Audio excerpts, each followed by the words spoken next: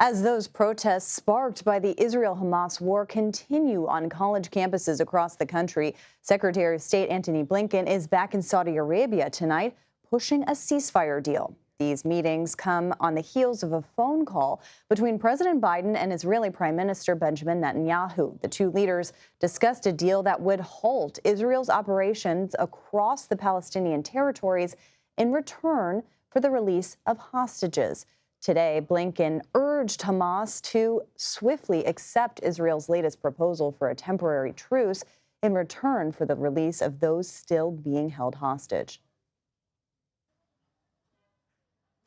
Hamas has before it a proposal that is extraordinarily generous on the part of Israel. And in this moment, the only thing standing between the people of Gaza and a ceasefire is Hamas. And Weijia Jiang joins us now from the White House. Hi, Weijia, good to see you. So what more do we know about what exactly Israel is offering here in this latest deal? And where do things stand in the negotiation process? Well, Caitlin, understandably, they are not revealing many details about what is in the current deal and what's on the table. But what's important here is that we just heard Secretary Blinken say that Israel is being incredibly generous in what it is offering when it comes likely to the agreement to a ceasefire and the amount of humanitarian aid that could pass through, which is, of course, two things that the U.S. has already been applying pressure on. And so administration officials are not revealing those nitty-gritty details which can make or break an agreement in public. But certainly the fact that he is there again, that the president is scheduled to speak with the leaders of Qatar and Egypt sometime this afternoon. These are all really important signals, Caitlin, about the progress that is being made. Yeah, to that point, Weijia, what role is the White House really playing in all of these talks? And what happens if they don't succeed? Have they kind of gone there yet?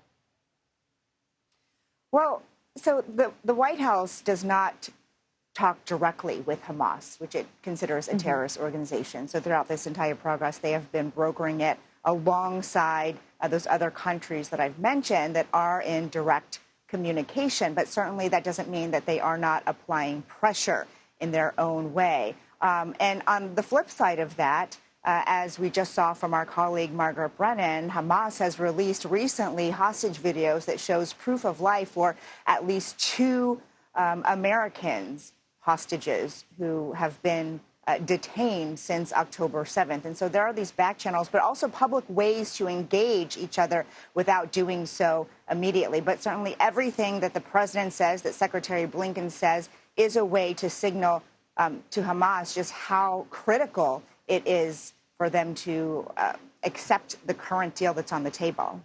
And we just, the headlines over the past several days have been, focused on these protests all over college campuses. How is President Biden navigating that? It also seems to be a potential political issue.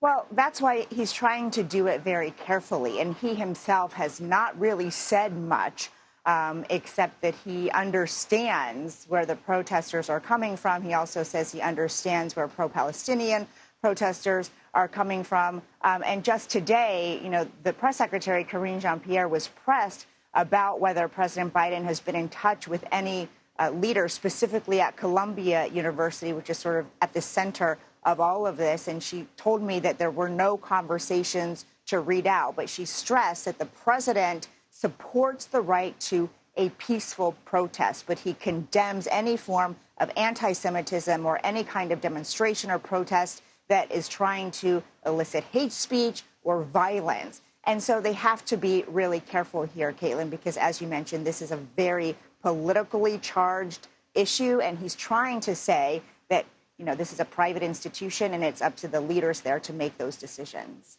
And as we just talked about in your reporting, comes at a critical time that they are trying to negotiate a deal here as well. Weijia Jiang, thank you so much. We appreciate it.